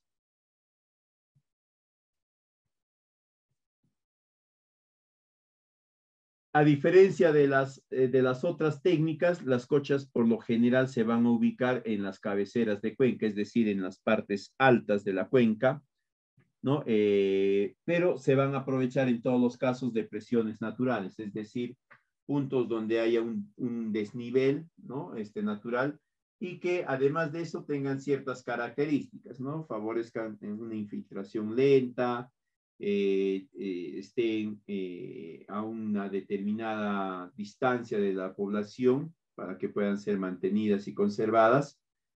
Que no es necesario que estén vinculadas a algún acuífero, ¿no? Aunque es lo que se espera para poder generar una mejor interacción en el proceso de recarga artificial de los acuíferos. Si hablamos de cochas, existen o podemos encontrar tres tipos de cochas: las de almacenamiento de agua, que se caracterizan por contener el volumen de agua almacenado y generar un proceso de infiltración bastante lento, ¿no? Es decir, básicamente son estructuras que van a estar orientadas únicamente al almacenamiento de agua. Luego tenemos las cochas de siembra de agua para recarga de acuíferos. Al contrario de la anterior, estas son cochas que se van a establecer en puntos donde haya un proceso de infiltración más rápido y de esta forma favorecer la recarga del acuífero. Y finalmente vamos a encontrar las cochas mixtas, que van a estar orientadas tanto a la siembra como a la cosecha, es decir, a la recarga de un acuífero y también al sostenimiento de alguna actividad productiva. Actualmente son las más difundidas, ¿no? Porque no solamente se está buscando que la cocha pues contenga un volumen de agua, sino que este volumen de agua almacenado posteriormente se pueda poner a disposición de alguna actividad.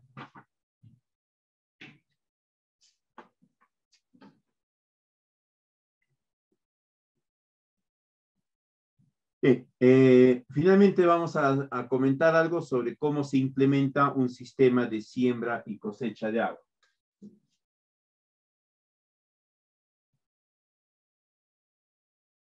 Lo primero que se tiene que hacer es identificar y caracterizar las fuentes de agua dentro de la unidad hidrográfica. Ya habíamos comentado que la unidad hidrográfica va a ser la cuenca, la subcuenca, la microcuenca. Entonces, dentro del ámbito territorial de estas, se tiene que identificar y caracterizar cada una de las fuentes naturales de agua. Al mismo tiempo, se tiene que ir identificando la calidad de cada una de estas fuentes y para ir viendo si tiene disponibilidad o es apta para consumo poblacional, para consumo o para la producción, etc. Después se va a delimitar el área de recarga de la fuente y es alrededor de esta que se van a implementar una serie de tecnologías. Se va a definir in situ cuáles van a ser las prácticas o las técnicas de siembra y cosecha de agua. Y finalmente se van a organizar las actividades y se van a implementar para luego hacerles el monitoreo y el seguimiento respectivo. En cuanto al primer paso, que es la identificación y caracterización de la fuente de agua, ¿no?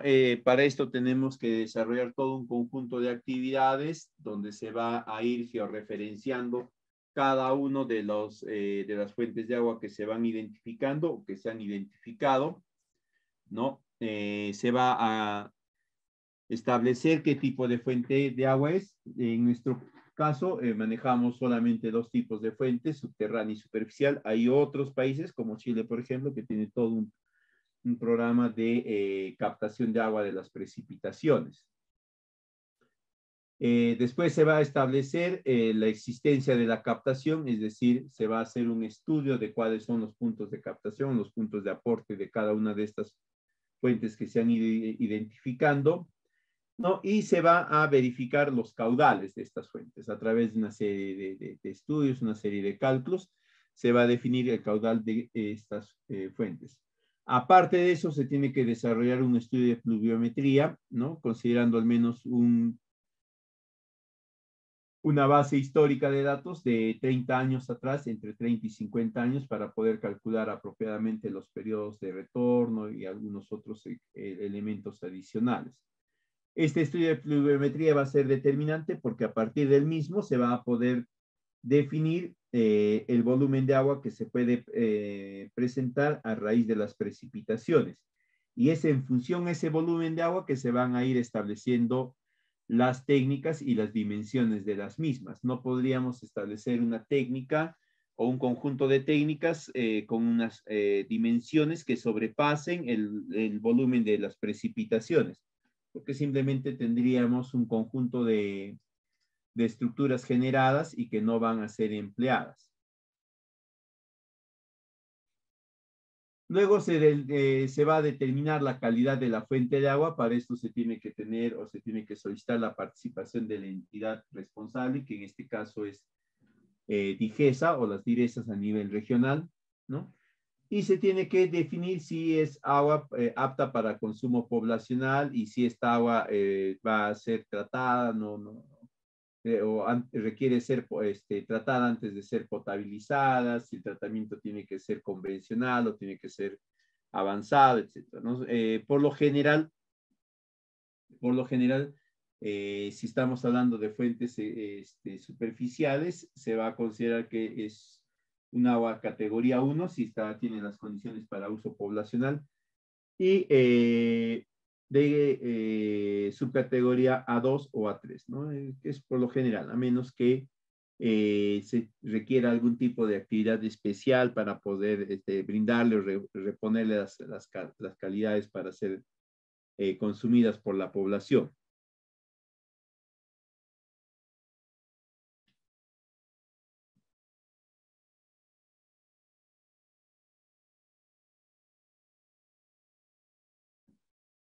Una vez que se han identificado las fuentes, se han caracterizado las mismas y se ha realizado toda la medición de sus caudales, se procede a delimitar el área de recarga. No va a ser una delimitación única, sino que se va a ir delimitando las distintas subáreas. En cada una de las subáreas, ¿no? Se tiene que definir cuál es el área de recarga de esta fuente, ¿no?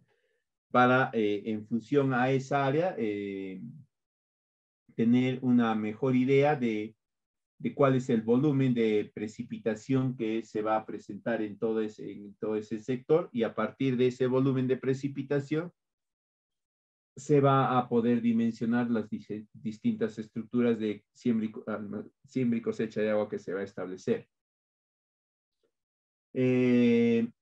Acá se van a generar los famosos mapas, ¿no? A través de la georreferenciación y con sistemas de información geográfica. Se pueden tomar también como elemento de partida los mapas generados en los procesos de zonificación, ¿ya? Porque ahí se han elaborado una serie de estudios, se han definido una serie de características, se han establecido las características particulares de cada territorio, donde hay más pendiente, donde hay menos pendiente, etc. Una vez que se han generado estos mapas, se va a proceder a hacer la delimitación, ¿no?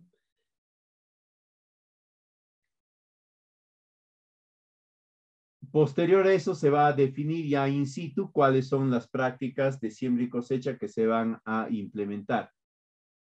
Primero se tiene que definir si va el destino que va a tener esa zona, si va a ser destinada al desarrollo intensivo de actividades agropecuarias, si va a ser destinada a una zona de área con cobertura vegetal, ¿no? Porque en función a eso se van a establecer también las estrategias o las técnicas de siembra y cosecha de agua. Después de eso se van a plantear las técnicas o las prácticas mecánico-estructurales que pueden ir desde cercos de piedras, terrazas de formación lenta, las zanjas de infiltración, las amunas, etcétera, ¿no? Dependiendo ya de las características del terreno. Puede ser también acequias, acá también pueden entrar las cochas, etc., ¿no?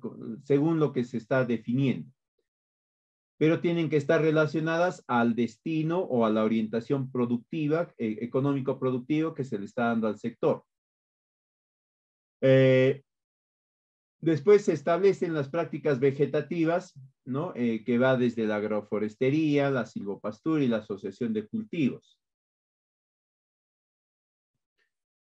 También puede ser conservación de pastos naturales, clausura de praderas, y si estamos hablando de que ese espacio territorial se está destinando para área de cobertura vegetal nada más, ¿no? Con poca intervención o exenta de intervención humana. Y de ahí se van a plantear las prácticas agronómicas, ¿no? Surcos en contorno, abonamiento orgánico, barreras vivas y demás. Eso es solo en el caso que el sector se haya orientado hacia el desarrollo intensivo de actividades agropecuarias. Si se ha orientado hacia áreas con cobertura vegetal, no va a ser necesario pues estos surcos en contorno y demás, ¿no? Lo que sí se va a considerar acá también son actividades de forestación, de reforestación.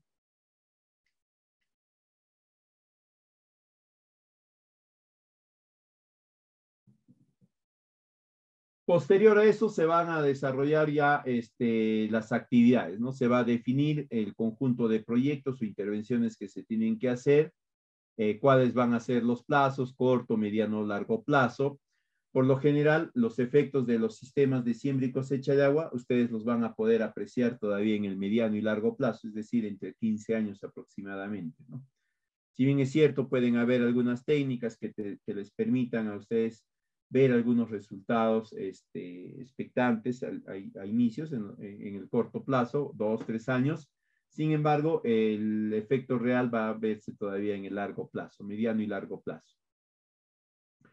En esta organización de las actividades se tiene que realizar todo lo que es la gestión de los proyectos, ¿no? Proyectos de infraestructura hidráulica, perdón, acá los proyectos para instalación de cochas, de zanjas, de amunas, proyectos también de deforestación, de reforestación, de modo tal que se vaya engarzando cada una de las intervenciones con esta propuesta metodológica, con esta propuesta estratégica. Y finalmente se lleva adelante todo lo que viene a ser el monitoreo de la fuente de agua, ¿no? Esto se va a realizar al menos unas 4 veces al año para verificar que la fuente natural de agua esté manteniendo sus características, es decir, que no se hayan alterado de modo tal que puedan seguir cumpliendo las funciones o la atención de la demanda según la población objetivo, para consumo humano, para producción agrícola, etc. Este monitoreo también va a servir para ver el comportamiento de los caudales. No solamente se va a considerar los puntos o como puntos de monitoreo aquellos que están comprendidos dentro del sistema de siembra y cosecha, sino también aquellos que están comprendidos en las estructuras de la gestión de caudales. La finalidad o una de las finalidades de este monitoreo va a ser la de la prevención y regulación del abastecimiento, ¿no? En algún momento se puede verificar que el caudal de una fuente está disminuyendo o ha variado en cuanto a su calidad, ¿no? Puede ser que en la parte más alta todavía hay algún tipo de intervención minera y algún relave lo haya alterado, etc. También con este monitoreo lo que se va a buscar es regular el uso de estos volúmenes de agua, tanto en la población de la cuenca media como en la población de la cuenca baja. Bien. Sería todo en esta oportunidad referente a lo que es siembra y cosecha de agua.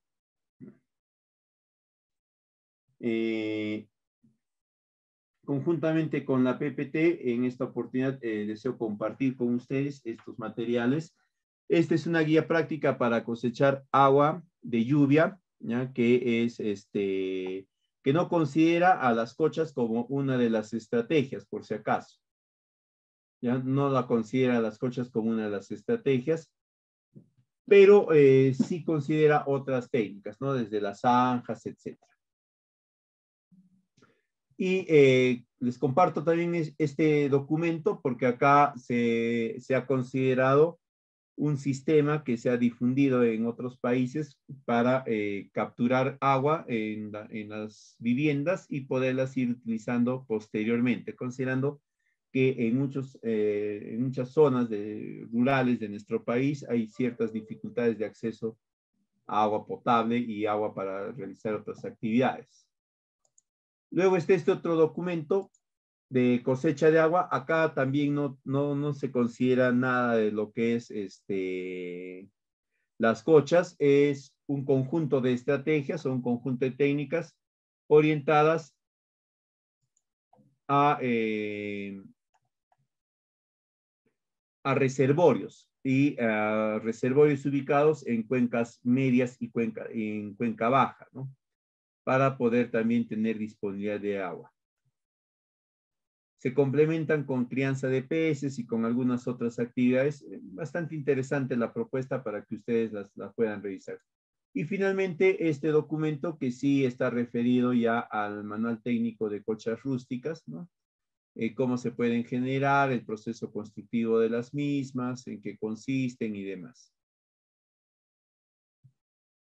Entonces, quedo atento a preguntas que pudieran haber de parte de ustedes, de parte de los participantes, para poderlas ir absolviendo.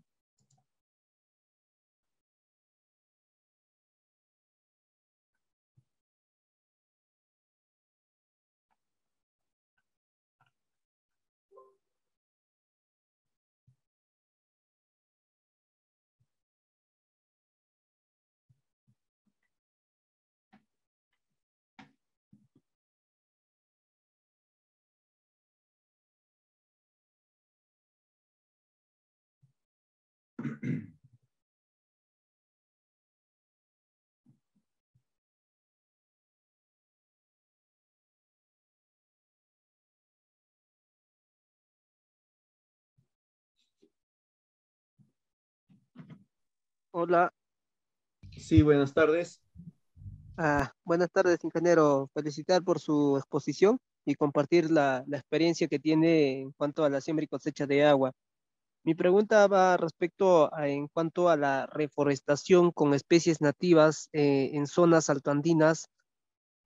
Más o menos, ¿tendrá la experiencia de haber trabajado en montañas, en la Sierra del Perú? Y si ha trabajado, digamos, en cuántos años yo puedo obtener, digamos, la cosecha de agua, sobre todo a través de la reforestación.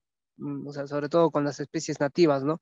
Porque, bueno, ahorita lo que he podido escucharle es más de implementación de hochas, de zanjas de infiltración, pero proyectos de reforestación, no sé si alguna vez ha ejecutado ese proyecto y a cuántos años, como le digo, tendría resultados para, para poder implementar en los gobiernos locales, ¿no? Porque muchas zonas del Perú están siendo deforestadas y eso va para mí, también como profesional ya veo la preocupación porque los manantiales que antes existían agua, hoy en día ya se está desapareciendo. Y eso Ujú. es por la tala de árboles que hay en las comunidades altoandinas, ¿no? Si bien es cierto, la montaña del Perú, pues muchos se dedican a la crianza de alpaca, de ovino, y al no tener la fuente de energía para la cocina, entonces lo que ellos hacen es talar los pocos quinoales que hay y ya se está secando el agua, ¿no? Entonces es un gran problema, ahorita una preocupación a futuro y me gustaría escucharle, no sé si tiene la experiencia de haber ejecutado proyectos, digamos, ya yo reforesto 30 hectáreas con quinoa, aliso o con pino, no sé, entonces ¿a cuántos años yo obtendría resultado después de haber hecho esa reforestación? Si me lo pueda compartir, por favor. A ver, efectivamente, como usted dice, hay un proceso de deforestación generado por lo que manifestó, ¿no? Que la población necesita una fuente de combustible, la madera, talan el árbol y en el proceso de talado, pues lo que se viene haciendo es reducir la cobertura verde sobre el suelo. Esto hace de que la escorrentía sea principalmente superficial, se reduce la infiltración, se promueve la erosión del suelo, etc. Ahora, en los proyectos de reforestación y deforestación, si bien es cierto, se plantea la recuperación de áreas forestales, pero muchas veces no se complementa esto con esta otra estrategia de la siembra y cosecha de agua, ¿no? Eh, He visto, sí, en algunas oportunidades que se ha complementado usando básicamente lo que son las zanjas de infiltración, acompañadas de plantaciones forestales de pino, ¿no? Porque el pino tiene una, digamos, ventaja comparativa con estas otras especies que usted mencionó, ¿no? El aliso, el quinoal, queñual, que el pino se puede asociar, ¿no? Con estos hongos comestibles y estos hongos comestibles se pueden cosechar o se pueden recoger cada año y tienen un mercado también muy importante.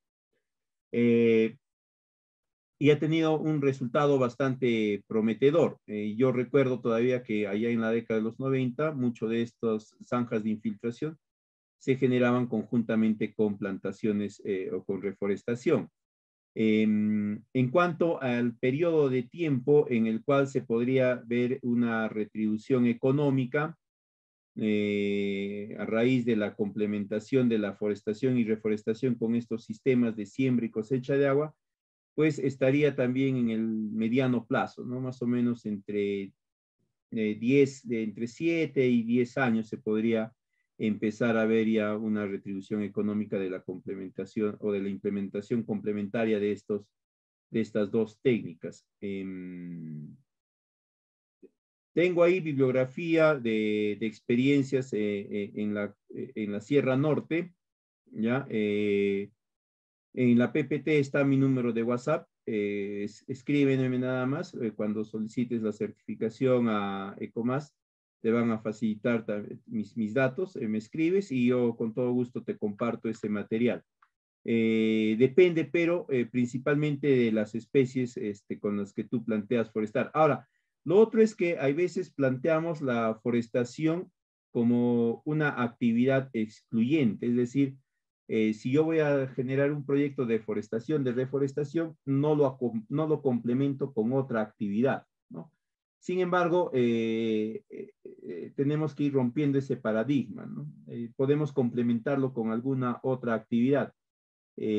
Como les decía, esto de la forestación con pinos, por ejemplo, se ha complementado con esto de los hongos comestibles. Entonces, al momento de generar la plantación de pinos, se hace también se me fue ahorita el término correcto, la inoculación de los hongos en las raíces del pino, ¿no? Para que vayan desarrollándose conjuntamente. Entonces, a lo largo más o menos de 3 años, 5 años, ya se empiezan a ver alguna producción de hongos.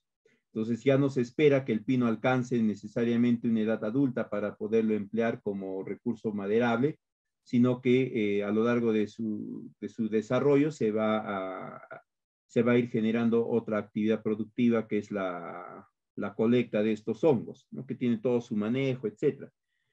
Pero para que estos hongos también prosperen, se tiene que establecer un sistema de siembra y cosecha de agua, porque estos hongos son bastante sensibles a periodos de agosto de agua. De eso también tengo un trabajito. Me puedes escribir y con todo gusto te comparto el material.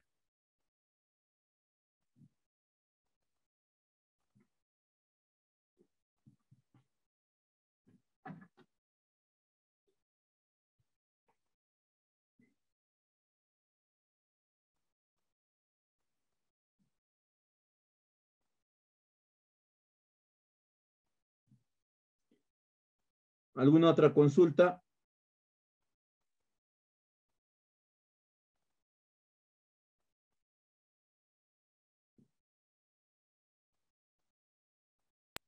Bueno, a nombre del Colegio de Ingenieros del Perú, de Huancavelica y ECOMAS Consultoría y Capacitaciones, agradecemos su excelente ponencia, ingeniero Eloy Fierro.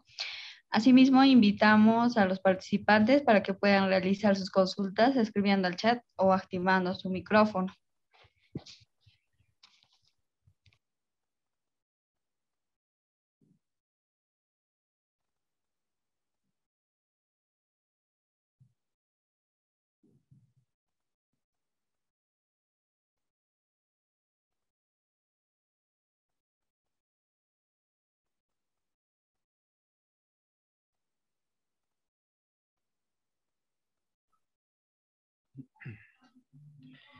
Bien, buenas tardes. Sí, buenas tardes. Buenas tardes, ingeniero. Primeramente, simplemente para felicitar tanto al Colegio de Ingenieros de Huancavelica y al ponente, fundamentalmente, ¿no? Por su exposición bastante didáctica y comprensible, ¿no? Aunque el tema es bastante largo, ¿no? Pero sin embargo ha hecho una síntesis extraordinaria para poder ofrecernos un panorama bastante amplio, ¿no? En el tema de comprender la utilidad, digamos, de esta actividad tan importante que muchos lo nombran, pero no entienden realmente cuál es el proceso, qué significado tiene, ¿no? Y cuál es el grado de participación, digamos, de todos los involucrados, digamos, de una zona y de las autoridades, de los gobiernos regionales y locales, ¿no? En este sentido. Porque en las comunidades altoandinas de Huancavelica, el problema de la forestación está sumamente atrasada o descuidada, ¿no? Porque inclusive se nota, digamos, ¿qué le digo? Acción, digamos, de depredación, digamos, hasta de los pastizales, ¿no? Porque hay, digamos, una excesiva cultivo, digamos, de animales, ¿no? Que depredan, digamos, la cantidad insuficiente de pastos que existe en la zona. Entonces, creo que en esta oportunidad al menos se ha entendido de que la siembra y cosecha de agua no es únicamente hacer cochas, no, o hacer pequeñas represas, no, en algunas zonas, no, sino tiene como ha expuesto acertadamente, ¿no? El ingeniero Eloy, por lo cual le felicito. ¿no? O tiene que estar acompañado de otras actividades, ¿no? Actividades de orden, digamos, inmediata, de mediano plazo y inclusive proyectarse actividades de largo plazo, porque si se va a plantear esta actividad como parte, digamos, de la gestión integrada de los recursos hídricos, no, debemos entenderla, digamos, toda esta actividad, digamos, como proyectos, digamos, sostenibles, ¿no? Para garantizar la sostenibilidad del desarrollo y la sostenibilidad de la gestión de los recursos hídricos, ¿no? Tanto en calidad, ¿no? En cantidad y oportunidad, como lo refiere, digamos, la ley de recursos hídricos del país, ¿no? Entonces le felicito de forma muy especial al ingeniero Eloy por esta brillante exposición. Muchas gracias. Bien, gracias. Sí, como usted dice, el tema de siembra y cosecha de agua es un sistema que se tiene que generar en el marco de las unidades hidrográficas y como parte del manejo de cuencas hidrográficas. Claro. De otra forma, no va a tener éxito, ¿no? Bueno, a percepción propia, construir cochas, hacer zanjas, no es implementar un sistema de siembra y cosecha. Es eso nada más, construir una cocha, hacer una zanja. Se va a hablar de sistemas de siembra y cosecha de agua y va a tener el resultado y el impacto económico, ambiental que deseamos en la medida que se contemple como un conjunto de actividades que se tiene que implementar dentro de una microcuenca, dentro de una subcuenca. Claro. Y para eso tiene que haber un compromiso real, en primer lugar, de las autoridades, ¿no? Para que le den la logística y el apoyo necesario, porque no vas a construir, no vas a implementar el sistema de siembra y cosecha de agua en 1 año, en 2 años, en 5 años. Lo vas a implementar y lo tienes que mantener operativo al menos a lo largo de 10, 15 años. Ahí recién se va a ver el impacto verdadero. Lamentablemente en nuestro país, cada gobierno que ingresa desecha lo que hizo su predecesor y todo lo que se estaba haciendo lo vuelve a foja cero y empieza a hacer otra cosa. Y lo otro que usted mencionó y yo rescato es que nos hemos acostumbrado a ser demasiado puntualistas, a ser demasiado, a generar intervenciones desarticuladas, ¿no? Se habla de un proyecto o se habla de una propuesta de siembra y cosecha de agua, se construye una cocha, pero esa cocha no se vincula a una actividad superior, es decir, no se vincula a generar o a promover tal vez una nueva cadena productiva o a mejorar una actividad turística, como les mencionaba. La cocha no necesariamente tampoco se tiene que involucrar solo a la producción agrícola, se puede involucrar en el turismo. Pero como no se le dé ese enganche final, queda solamente como un punto donde has captado agua y luego no saben qué hacer, ¿no? Has generado toda una inversión para captar X cantidad de metros cúbicos y luego no sabes en qué usarla y lo que has hecho es ponerla toda junta para que se evapore más rápido, ¿no? Se evapora con el sol más rápido, es más rápido. Y llega el momento del 100% de agua que habías almacenado, has terminado utilizando solamente el 20%, el 30% del resto, el 50% se ha perdido por evaporación, el 30% se puede haber capitalizado por infiltración, pero has perdido un buen porcentaje porque no sabías en qué más utilizarlo. O en todo caso, lo has utilizado en actividades que no han generado, no han reportado utilidad al productor. Y como no le generan utilidad, pues el productor no se va a sentir vinculado, no se va a sentir obligado a mantenerlo, a buscar que siga operativo, etcétera, ¿no? Va a buscar eso solo cuando esta intervención le genere algún tipo de utilidad. Y ahí también todavía nos está faltando, ¿no? Todavía nos está faltando darle un vistazo adicional a qué se podría hacer con estas aguas almacenadas principalmente en las cochas. Actualmente no se han desarrollado muchos proyectos de zanjas de infiltración, o la cantidad que se ha desarrollado es mucho menor, ¿no? Anteriormente, en la época de Pernamach, pues sí había más, ahora hay muchísimo menos. Sí, correcto, ingeniero. Yo estoy completamente de acuerdo con esa concepción y creo que me hace sentir un poco de optimismo en este sentido, porque al menos se ha empezado ya, digamos, con la constitución de los consejos regionales de recursos hídricos de cuenca regional e interregional. En Huancavelica ya hay dos consejos y uno y ya ir implementándose, inclusive puede existir 3 consejos de cuenca, ¿no? Uno es del Mantaro y otro es de Pampas, ¿no? Y el otro es la vertiente hacia Ica, ¿no? Que es, no recuerdo exactamente el nombre, ¿no?